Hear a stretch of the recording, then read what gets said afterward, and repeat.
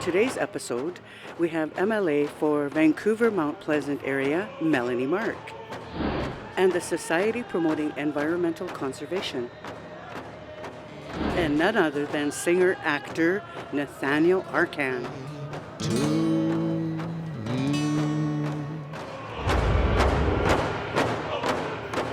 Kia chitun chinkun and Tomi. You're watching Stories from the Salish Sea.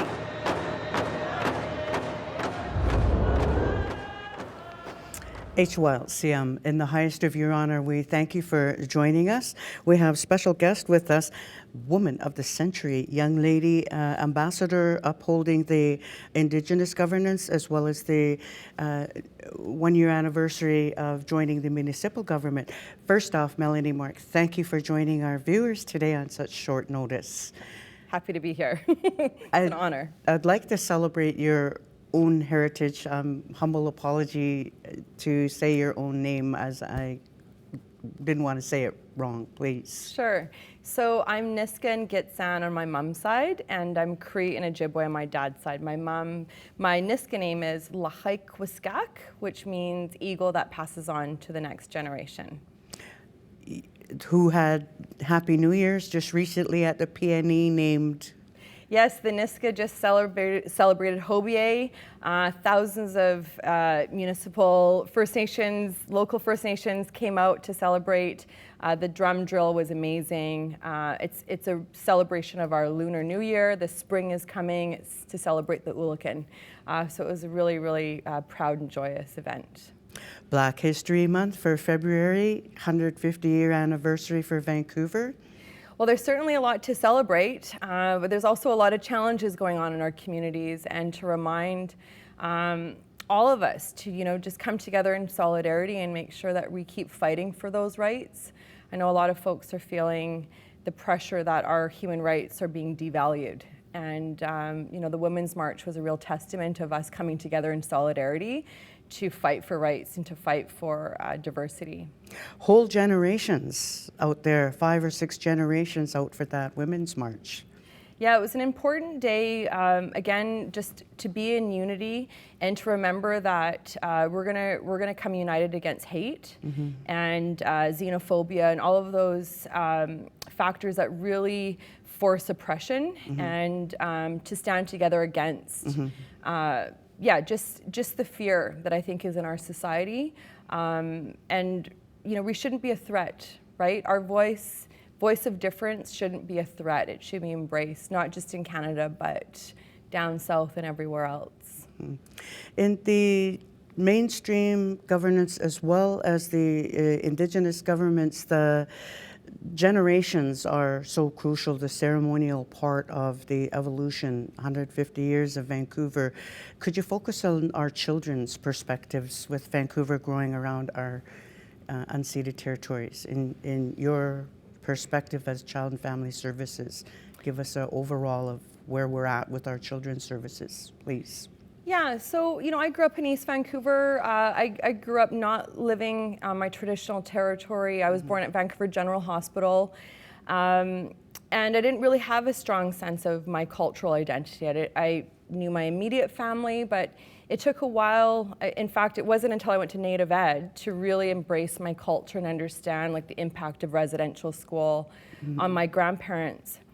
So I think we have to pay attention to that for the growing population that's growing up in the city, that's moving and migrating to the urban jungle or the urban res, and celebrate our unique nations, but also our collective sense of unity, our sense of belonging. And it's places like the Friendship Center that I think has done that. It's been a place where we can come and celebrate our traditions, our dances, our food, our customs, our sense of pride. But where things stand, I think for Indigenous children specifically, they're overrepresented in foster care. There are a number of reports that have come out of the representative's office that show how the rights of children in care that are Indigenous have been ignored. Their cultural identity has been ignored. So there's a lot of work to do. I think we are at a moment in time where we have to make sure that there's justice for our kids.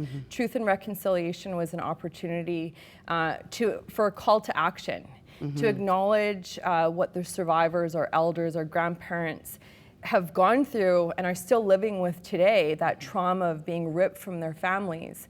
But some of that trauma hasn't ended. We've still got kids that are going into care, and that overrepresentation isn't going down. So there's a lot of work for our families to heal and to find that sense of reconciliation, but not putting all of that weight on Indigenous people to just solve that on our own. Yes. But to look at how we can celebrate First Nations community and not oppress them.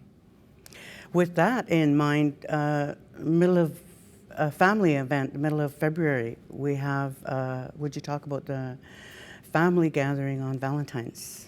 Yes, it's such an important, emotional and powerful day. Yes.